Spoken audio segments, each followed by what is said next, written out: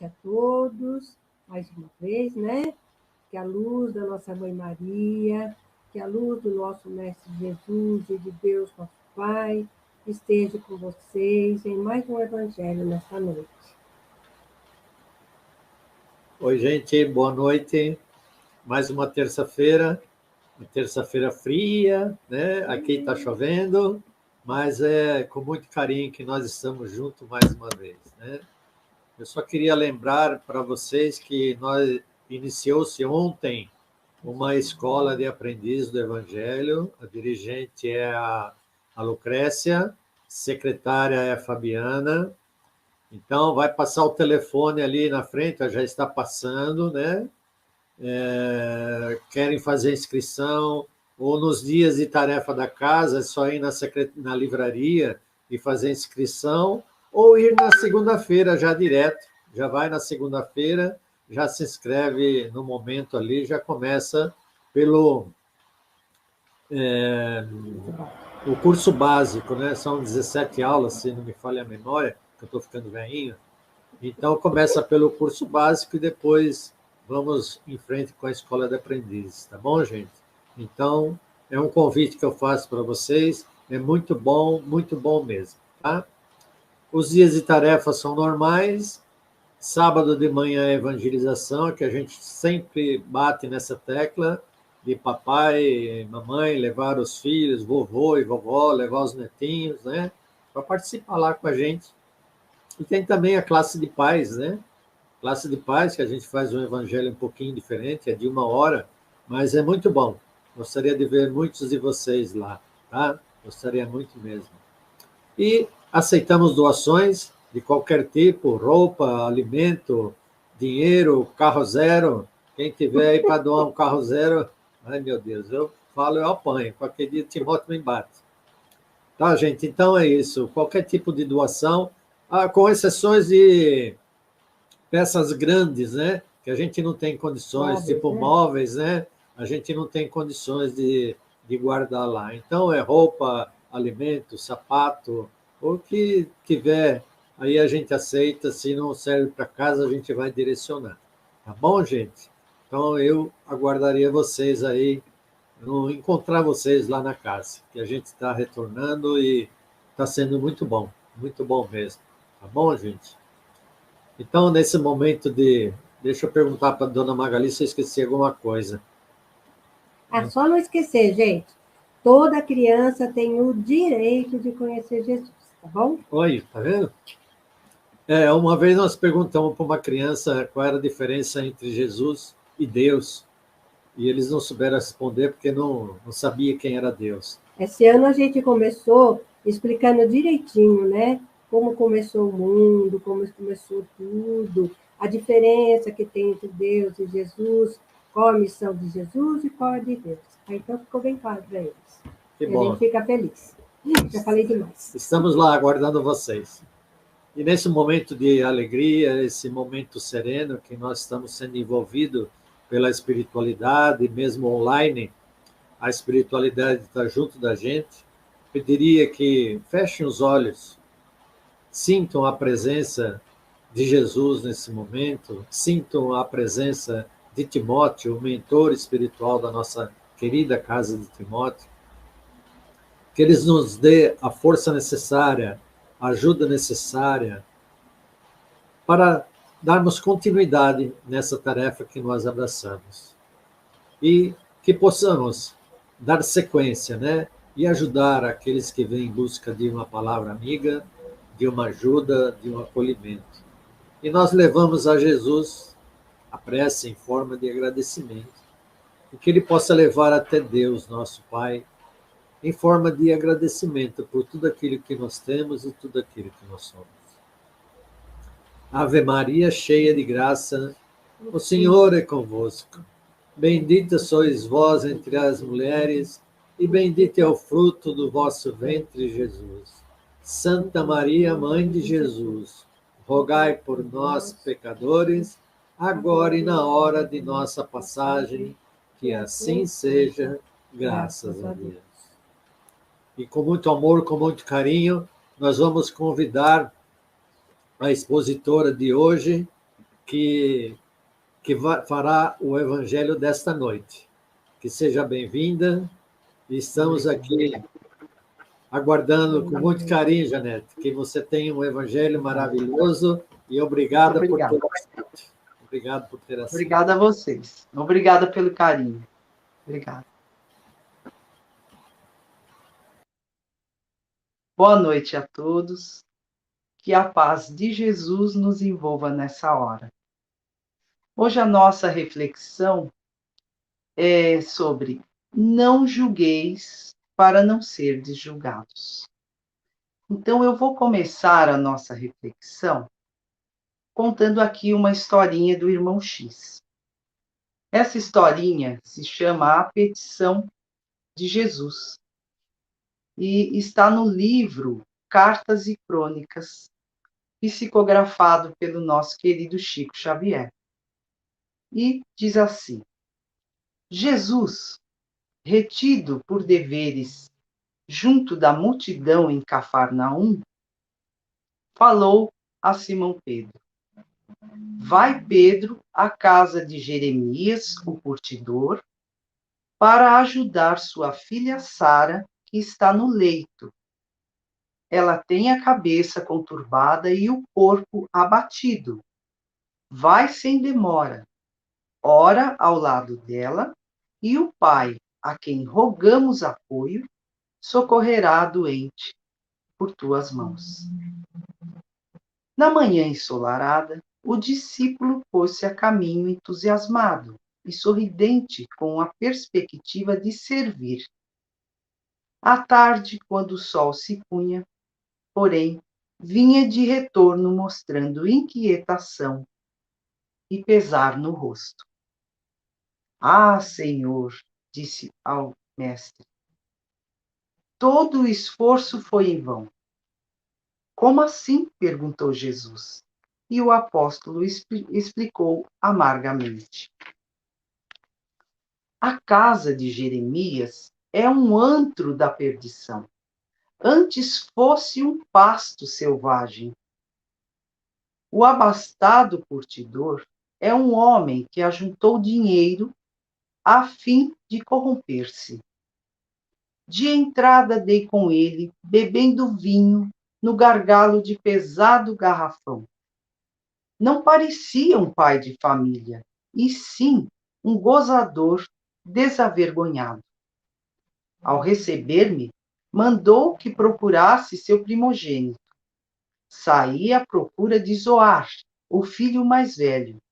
Achei-o enfurecido no jogo de dados, em que perdia largas somas. Acolheu-me aos berros, explicando que não se interessava pela sorte da irmã, e me expulsou aos coices, feito uma besta fera. Me afastei apressado, quando esbarrei na dona da casa. Expliquei-lhe a razão da minha presença.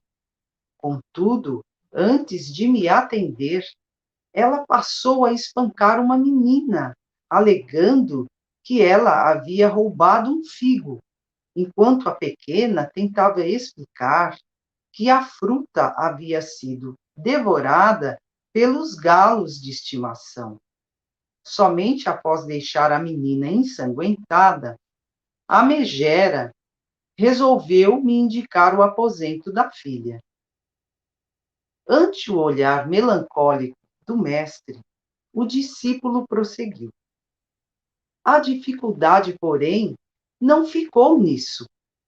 A velha sovina errou na indicação, pois entrei em quarto errado, onde fui defrontado por Josué, o filho mais moço do curtidor, que mergulhava a mão num cofre de joias.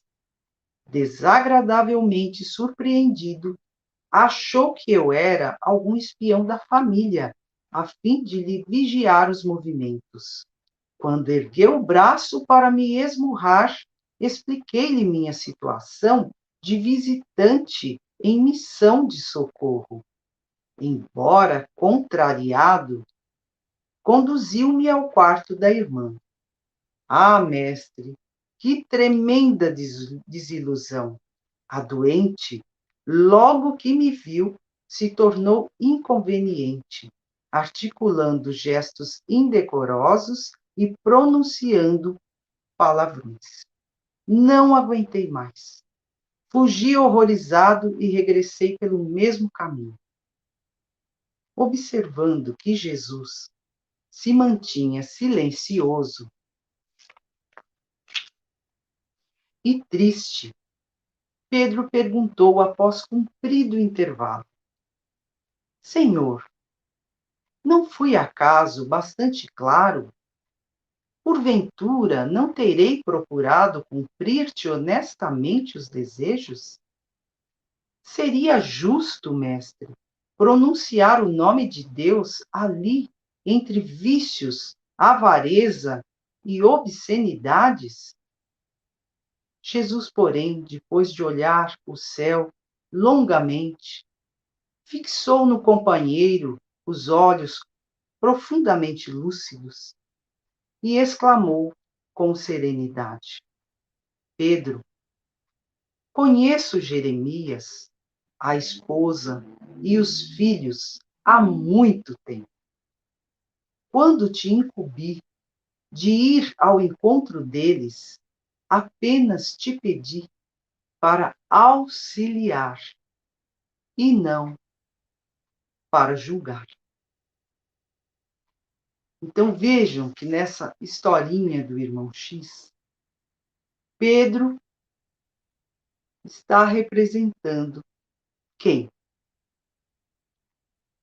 Pedro está nos representando, não é?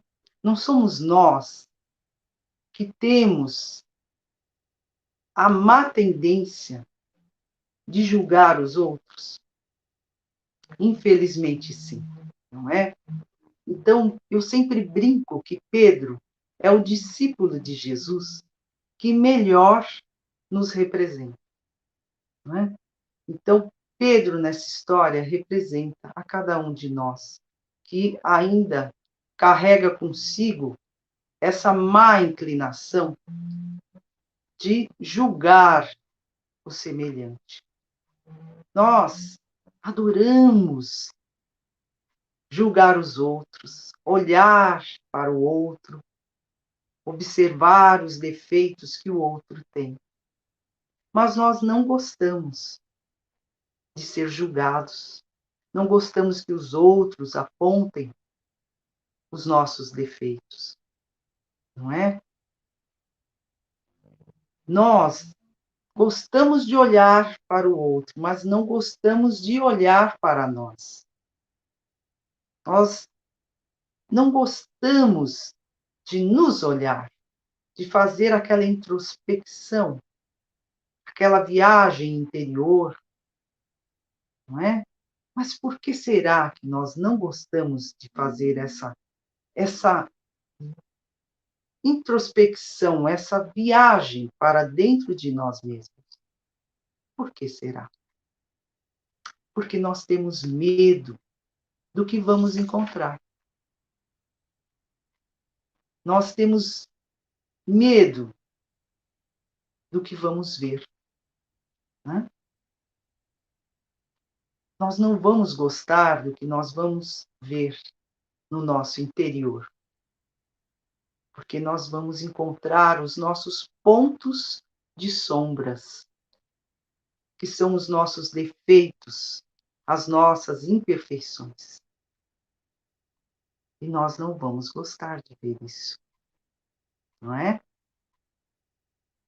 O fato é que todos nós somos espíritos imperfeitos, portanto, cheios de erros, cheios de defeitos, criaturas falíveis, não é? Sujeitas a tropeçar pelos caminhos da vida, de modo que todos nós precisamos de tolerância, precisamos de perdão, precisamos de misericórdia, uns para com os outros, né? O que seria de nós se Jesus não nos desculpasse os erros de cada dia? O que seria de nós? Então, Jesus coloca o perdão como um dever de todo cristão.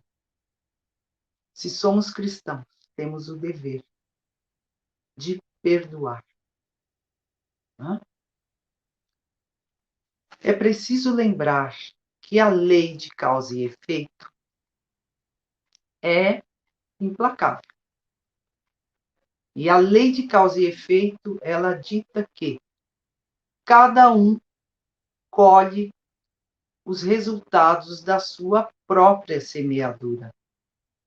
A cada um segundo suas obras. Tudo o que nós fizermos de bom ou de mal para o nosso semelhante, vamos receber de volta. Por isso, tudo que fizermos ao nosso próximo é a nós mesmos que estamos fazendo. De maneira que Jesus nos alertou: não julgueis para não serdes julgados. Com a medida com que tiverdes medido, vos hão de medir também. Então é da lei que cada um receba de acordo com o que dá. Se eu sentencio o meu semelhante, eu serei sentenciada. Se eu critico o meu semelhante, eu serei criticada. Se eu julgo o meu semelhante, eu serei julgada. Não é? É da lei que cada um receba de acordo com o que dá. Por isso que é importante lembrar sempre daquela regra de ouro que Jesus veio nos ensinar. Faça aos outros o que você gostaria que lhes fizessem. Né? Porque é muito importante que a gente se coloque no lugar do outro. Né? Nós não devemos fazer mau juízo das pessoas, julgar o outro pelas aparências, tirar conclusões precipitadas. Né? Não devemos fazer isso. E para elucidar melhor essa questão, a benfeitora Meimei nos traz uma história muito comovente. É a mensagem do homem triste, que diz assim: passastes por mim com simpatia, mas quando me viste os olhos parados, indagaste em silêncio, porque vagueio na rua. Talvez por isso estugaste o passo, e embora te quisesse chamar, a palavra morreu-me na boca. É possível tenhas suposto que desisti do trabalho. No entanto, ainda hoje, bati em vão, de oficina em oficina. Muitos disseram que ultrapassei a idade para ganhar dignamente o meu pão, como se a madureza do corpo fosse condenação à inutilidade. E outros, desconhecendo que vendi minha roupa melhor para aliviar a esposa doente, despediram-me apressados, acreditando-me vagabundo sem profissão. Não sei se notastes, quando o guarda me arrancou a contemplação da vitrina, a gritar-me palavras duras, qual se eu fosse vulgar malfeitor. Creia, porém, que nem de leve me passou pela mente a ideia de furto. Apenas admirava os bolos expostos, recordando os filhinhos a me abraçarem com fome quando retornar a casa. Ignoro se observaste as pessoas que me endereçavam gracejos imaginando-me embriagado, porque eu tremesse encostado ao poste. Afastaram-se todas com manifesto desprezo. Contudo, não tive coragem de explicar-lhes que não tomo qualquer alimento há 3 dias. A ti, porém, que me fitaste sem medo, ouso rogar apoio e cooperação. Agradeço a dádiva que me estendas. No entanto, acima de tudo, em nome do Cristo, que dizemos amar, peço me restitua a esperança, a fim de que eu possa honrar com alegria o dom de viver. Para isso, basta que te aproximes de mim sem asco, para que eu saiba, apesar de todo o meu infortúnio, que ainda sou teu irmão. Então veja que essa emocionante história da Meimei nos traz situações em que muitas vezes nós tiramos conclusões precipitadas, julgamos o nosso irmão pela aparência, não é? Olha aquela pessoa, fala, é um vagabundo, né? Aquele que está desempregado, muitas vezes a gente julga, fala, não arruma emprego porque não quer, não é? Fica escolhendo. É aquele que tem aquela vida difícil, é porque não luta, não se esforça. Não é bem assim, não é? Não devemos julgar as pessoas pelas aparências.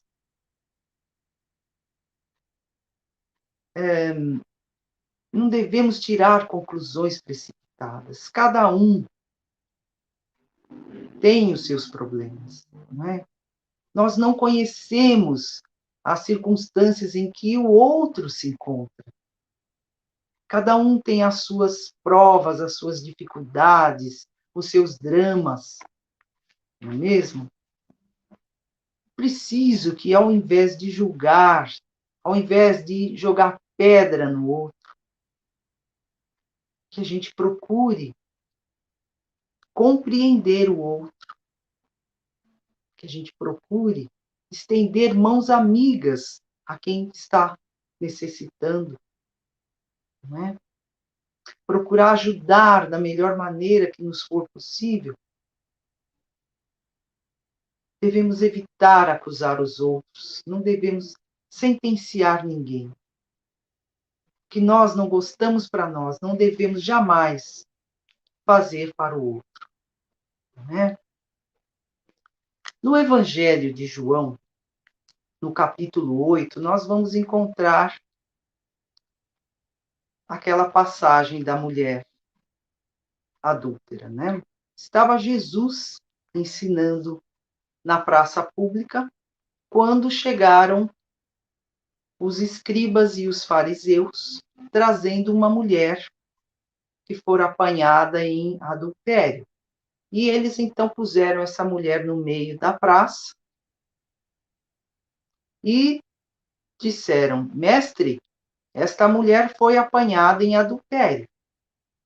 Moisés nos ordena na lei apedrejar as adúlteras. Tu, porém, o que dizes? E Jesus, se inclinando, ficou escrevendo com o dedo na areia tranquilamente. E como eles insistissem perguntando, Jesus então se endireitou, voltou-se e falou: Aquele que dentre vós está sem pecado, que lhe atire a primeira pedra. E continuou escrevendo na areia.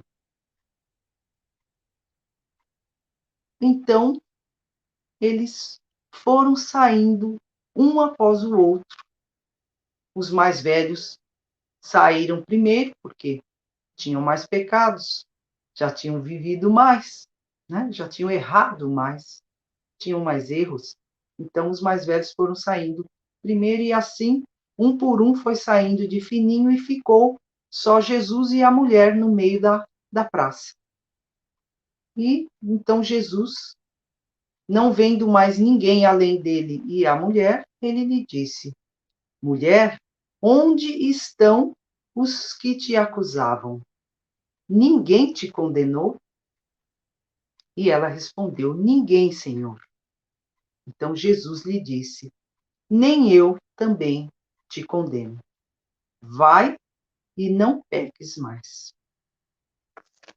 Jesus, ao fazer esta pergunta, ou melhor dizendo, essa afirmação, aquele que estiver sem pecado, que atire a primeira pedra, ele fez com que esses acusadores se olhassem para dentro de si mesmos, fizessem aquela jornada interior, de modo que eles viram os seus próprios erros, seus defeitos, as suas culpas, os seus crimes, né? E dessa maneira se reconheceram culpados. Não tinham autoridade moral para julgar ninguém a não ser eles mesmos. Então, foram saindo de fininho. Então, é preciso que antes de julgar o outro, que a criatura observe se ela não tem também aquele mesmo defeito que ela está apontando no outro. Porque muitas vezes tem, e até mais defeitos. Não é mesmo? Nós adoramos montar um tribunal para julgar os outros, mas nós não gostamos de ser julgados. O que será que não nos deixa ver a trave que está no nosso olho, mas faz com que nós vejamos o cisco que tem no olho do outro? O que será? É o nosso orgulho. Nós ainda somos orgulhosos. É o nosso orgulho que não nos deixa ver a trave no nosso olho, mas faz com que nós vejamos o cisco no olho do outro. Né? É o orgulho. Porque o orgulhoso, ele acha um defeito no outro para diminuir o outro. Porque diminuindo o outro, ele se sente maior, melhor e mais bonito. Então, ele aponta o erro do outro para diminuir o outro, para que ele se sinta mais. Né? Então, é preciso que nós busquemos combater esse nosso orgulho. Né? Sejamos humildes, simples, como Jesus nos ensinou, como Jesus é humilde. Né? É preciso que nos tornemos criaturas mais irmãs umas das outras. Que a gente se busque se igualar e não querer ser mais do que o outro, não é mesmo? O fato é que a perfeição ainda não é deste mundo. Não podemos exigir do nosso irmão uma perfeição que nós ainda não temos. Nós ainda não temos a tal perfeição. Então, como posso exigir que o outro seja perfeito? Né? Então, vamos fazer como Chico Xavier, que usava sempre uma frase. Chico dizia sempre assim: aos outros dou o direito de serem como são, mas a mim eu dou a obrigação de ser cada dia melhor. Então, que a gente guarde essa frase do Chico e busque praticar, né? Aos outros dou o direito de serem como são, mas a mim dou a obrigação de ser cada dia melhor. Então, para nós fecharmos essa nossa reflexão sobre o não julgar para não ser julgado, para nós fecharmos com chave de ouro, eu vou trazer uma mensagem de André Luiz, que está no livro Comandos do Amor, psicografado pelo nosso estimado Chico Xavier, cujo título da mensagem é Não julgues teu irmão. E diz assim: se não detens contigo a função de juiz, chamado a cura das chagas sociais, não julgues o irmão do caminho, porque não existem dois problemas absolutamente iguais, e cada espírito possui um campo de manifestações particulares. Antes de julgar, busca entender o teu próximo.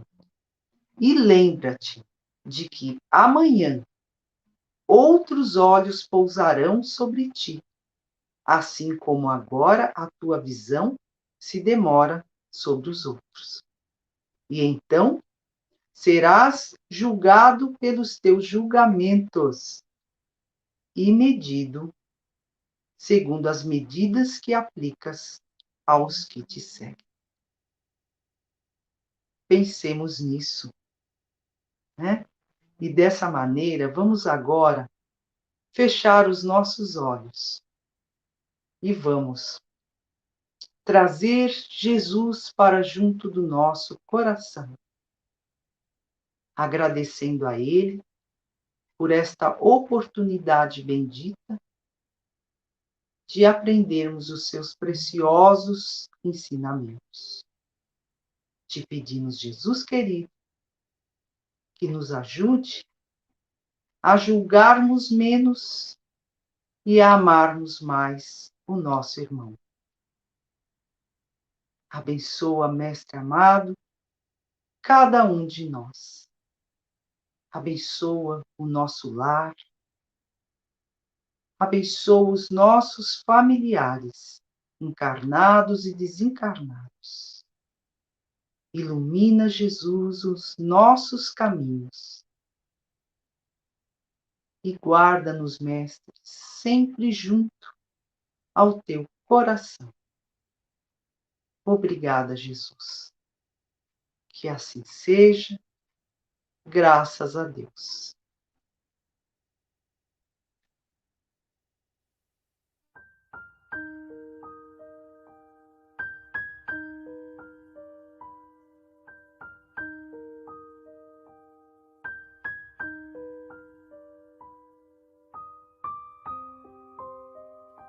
Vamos elevar o nosso pensamento e pedir ao nosso querido Mestre Jesus, médico dos médicos, que nos envie, por meio dos benfeitores espirituais, uma medicação em forma de raios coloridos, fluidificando essa água, trazendo o tratamento espiritual para renovar as nossas células, nos livrando de todos os males, fortalecendo a saúde do nosso corpo e da nossa alma.